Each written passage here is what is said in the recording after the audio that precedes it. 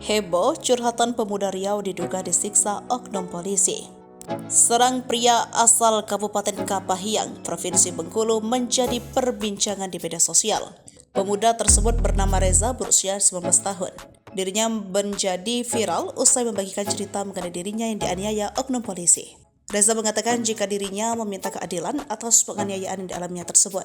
Pria asal Bengkulu ini pertama kali menceritakan pengalamannya melalui video yang diunggah di Facebook. Video diunggah dengan nama akun Budi pada Senin 4 September 2023. Reza mengatakan ia mengalami penganiayaan tersebut di bulan Juli. Kronologi bermula ketika diminta keterangan soal kasus pembunuhan pada Juli 2023. Saat itu ia mengatakan jika saat polisi memeriksa dirinya dan dimintai keterangan. Namun oknum polisi itu justru menyentrum hingga menampar wajah Reza. Reza mengatakan tubuhnya disetrum hingga setruman yang digunakan oknum polisi mati sendiri.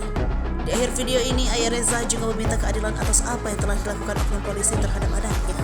Hingga saat ini, video Reza tersebut sudah ada 154 komentar dan 360 kali dibagikan.